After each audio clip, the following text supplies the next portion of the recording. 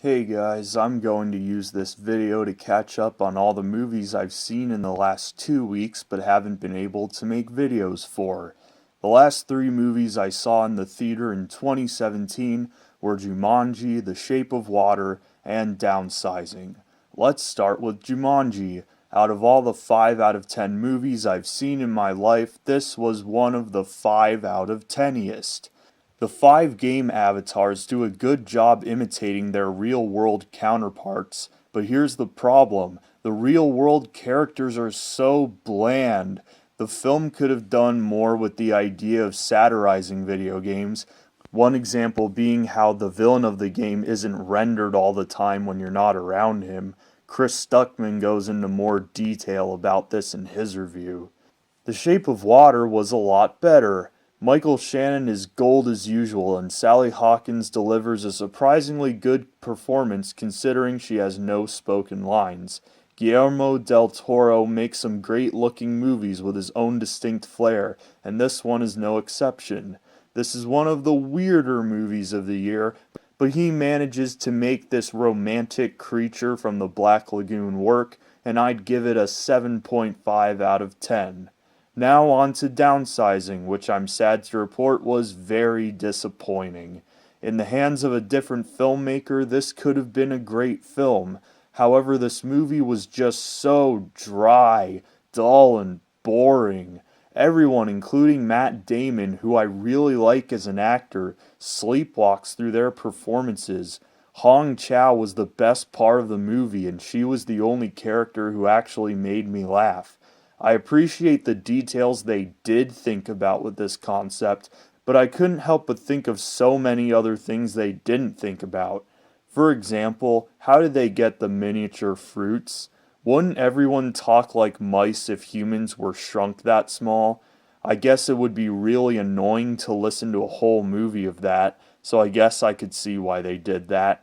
There's a scene where one of the small people has a guitar, so wouldn't that guitar sound like 5 octaves higher than a normal guitar if the scale length was only like 2 inches?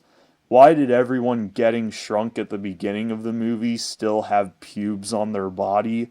It was established that they need to shave all the hair from their bodies before the procedure, and it shows everyone on the tables naked, so the extras clearly had no problems with their heads and all their body hair being shaved and being naked on camera, but not with shaving their pubes. That seemed weird to me.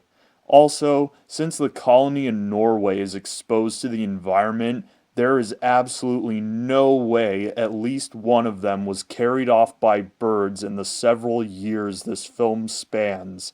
Had the film accounted for all these things, I could have appreciated it more. However, it was just so lifelessly executed and such a missed opportunity that I have to give it a 4 out of 10. Since I need to catch up from last week, the first movie I saw in 2018 was The Greatest Showman, and man, it was agonizing. Believe me, I wouldn't have gone to see it on my own if someone else hadn't dragged me to it. This movie is all fluff and no substance, all icing and no cake. I get this is supposed to be a highly romanticized version of a true story, but come on. The characters are so bland, and it doesn't help that the film glosses over every event as if it's nothing.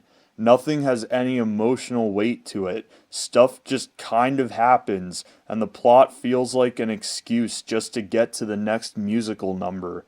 The film is set in the early 20th century, but for some reason all the songs and dance moves look and sound like they're straight out of the 2010s. I get the appeal of movies like this. If you're a fan of theater or Broadway, it's a fun, exciting distraction, but personally, I prefer something with a little more meat I can sink my teeth into. This could have been a great movie if it had more substance to it, but alas, this film came off as just cheesy, sappy, and emotionally hollow. It has a pretty high IMDb rating right now, and if you like it, I have no problem with that, but for me personally, I'm giving this one a 3 out of 10.